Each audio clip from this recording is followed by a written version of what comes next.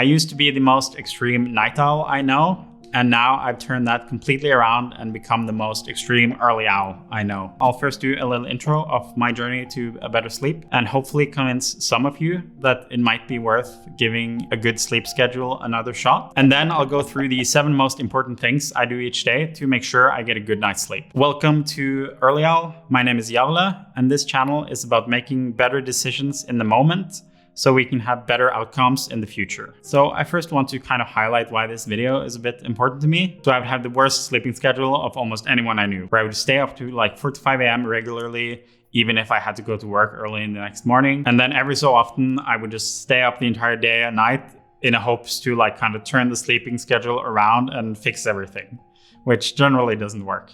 And then in the weekends, every so often, I would just completely crash and sleep for like 12 or 14 or whatever stupid amount of hours. So this was how I was living basically for the first 30 years of my life. And I basically thought that having a good sleep schedule was completely out of my reach. There's 2 reasons why I justified this. First of all, I would have times where I felt like I should be getting good sleep. Like say that I have gone to bed at 4 a.m. and then waking up at 7 a.m. a couple of days in a row, and then I tried to go to bed at a reasonable time. I would tell myself like, oh, I should be sleep deprived now, so I should just be able to fall asleep quickly. But then when I've spent a lot of time falling asleep, I kind of rationalized to myself that, oh, I'm just a person who can't have a good sleep schedule, because this is obviously evidence for that. And similarly, it would also feel, and I would just tell myself that my sleeping just kind of shifted a little bit every day, because it did feel like I was getting tired later and later each day. And in a sense, I was. But now it's clear to me that the reason why I had this experience is because I just didn't try at all to have a healthy sleeping schedule. Another part that made me accept this is that I've always been pretty functional on little sleep. I'm not saying I would perform as well on like a demanding cognitive or reactionary task or whatever, but I could just sleep for 2 hours, go to work and do my job just fine and feel just fine about it. I even semi-regularly experience this low sleep euphoria where you just feel really good about everything, where I would go into work expecting the day to be completely horrible because I was so sleep deprived, but everything was just wonderful and everything was just like clicking really well because I had hit that sweet spot of, I don't know, being half awake or something. But anyway, that was where I was. But then about 1.5 years ago, I decided I wanted to work on side projects before work. And to do that, I just had to get my sleeping under control. So I put basically all focus on doing everything right for sleeping. And suddenly, sleep just became easy. So where I'm at right now is that I wake up every day without an alarm, somewhere between 5 and 6 a.m. And I go to bed at 11 p.m. every day. The biggest win by far I have is I fall asleep like within a few minutes every night. That was the thing that really used to annoy me about my sleep schedule. As I said, I kind of dealt okay with being tired, but trying to fall asleep, especially if you have something in the morning that you want to be well rested for, lying in bed and trying to fall asleep is the most boring and frustrating thing imaginable, because you feel like you can't go do anything else because you want to sleep, but you also just can't fall asleep. And I could sometimes just lie there for like 3, 4, 5 hours without being able to fall asleep. And I wouldn't wish it on my worst enemies, even though I don't think I have any enemies. Another benefit is just I wake up well rested, have no problem getting out of bed. I'm not tired throughout the day. I sometimes get really tired at the last like 30 minutes before bed, but that's about it. And one other thing I've noticed, warning. This is a bit speculative or anecdotal. When I stick completely to my sleeping and also stick to my diet and everything is just 100% as it should be, then I will start going to bed at 11 and waking up at 7 a.m. with an alarm. And then over a course of about a month, my natural waking point basically creeps towards 5 to 6 a.m. So I generally have like 6 to 6.5 hours of sleep. I'm not saying that this is optimal, but I know I just feel great when this happens, and I will gladly take the extra 1 to 2 hours a day as long as I feel fine and everything is going well. This might just be because I fall asleep right away and I'm sleeping better, but I do also know that some people report this while they're on keto, that they seem to need less sleep. I don't know the science behind this, I just know what I experience. So the reason why I go a bit into detail around this is because I'm sure there's some people out there right now, even watching this video, who's telling themselves, I know my sleeping is fucked and I just can't do anything about it. And I hope by sharing my story about having given up on sleeping well for 30 years, that I can convince some people to give sleeping another shot. So the most important thing is that you just have to stay consistent. You have to go to bed at the exact same time every day. And for waking up, you should either wake up with an alarm at the exact same time or not have an alarm at all, if you can pull that off. And this should optimally include weekends. Obviously, sometimes exceptions are made and it's not going to ruin everything. But I would urge when trying this out to have a longer period where you make absolutely no exceptions to this rule.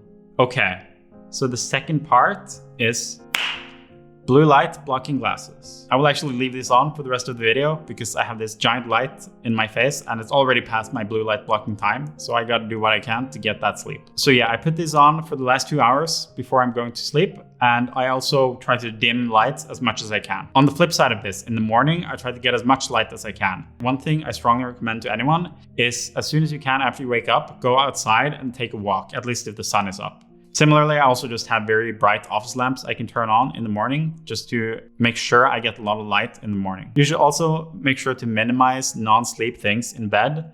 I think it's fine reading before bed if you use a very soft light or you have like a Kindle that has like a very soft light. But you should absolutely never use your phone or watch TV or use a computer in bed. It just shifts how you feel about bed. And this goes both for at night and when waking up. You just want to not do this as long as you can avoid it. Meal timing does have some effect on the circadian rhythm. Optimally, you should eat not too long after waking up and not eat for the last couple of hours before going to bed. One thing I find that is supremely helpful for getting up, especially if you are the type of person who's able to get up with an alarm and then they get tired and go back to bed and fall asleep, you should absolutely do this. Have a bottle of water next to the bed. And the first thing you do after waking up is you just chug that bottle. It wakes you up, it hydrates you for the morning because you become dehydrated when you're sleeping. It is just all around good. Another thing you want to do is make sure that your sleeping equipment is on point. This could be making sure you have a good mattress, trying different pillows, figure out what works for you. There's also like specialty pillows that might be worth trying out. Now, I don't think this is required to get good sleep at all. And I know not everyone can afford to get a new mattress, for example. But what I would say is that if you do have spare money, one of the first things you should invest that money into is something that helps you with your sleep. So that covers what I think is the most important parts for getting good sleep. A few more quick tips. You should avoid anything that's too stressful or stimulating before going to bed. I, as much as I can, never check email or Slack the last 2 hours before going to bed, because if I see something there that stresses me out, it's going to be harder to sleep. You should limit caffeine and only have it very early in the morning. I recently cut out caffeine completely for myself, mostly because I notice I get a little dip in energy when I drink it. Another kind of overarching point is having nutrition and fitness and managing your stress and health with like working out and eating right is also going to impact your sleep in some way. So if you can, eat healthy, work out and meditate. And also the room you sleep in should be as cold and as dark as possible. Well, not as cold as possible, but it's better to sleep in a cold room. Right now, I just have a fan on me while I sleep, but I would like to get one of these sleep cooler things eventually. So that was my hot tips on how to sleep better. Obviously, this is disregarding people who have diagnosed sleep disorders or whatever. But if you're just someone who has had trouble sleeping throughout your life and you kind of thought that that was out of reach, but you've never given it a really serious try, I would urge you to set aside 1 month where sleep is the #1 priority, where you make no exceptions on the bedtime, you put on these glasses 2 hours before bed, you eat at the right times, all of those things, you do it, and then you see how your sleeping feels after 1 month. For me, the biggest benefit, as I said, is that I can just fall asleep like this. And it makes it so much easier to go to bed and stick to my sleeping schedule when I know I can just go to bed and sleep. Basically, the reason why I kind of pushed my sleeping later and later in the past, because I knew if I went to bed, there would be a decent chance I had a couple of hours where I would just spend them rolling around, being bored out of my mind, not being able to fall asleep. So my reasoning was, if I go to bed later, I'm going to be more tired and there's less chance of that happening. So the more you do it, the easier it becomes to stick to the sleep schedule because you see the benefits, you know you can fall asleep, and you get tired when you're supposed to be at night. If you like this video, you should check out this playlist, which I'm putting somewhere here, which goes through some other ways you can optimize your life, like how to become more focused or how to break or set new habits. At the time of uploading this video, the habit video is not out just yet. So if you want to catch those, you should obviously subscribe. But then next Wednesday, they should be in the playlist. So I think that was everything for today. Thank you so much for watching, and I will see you next Wednesday.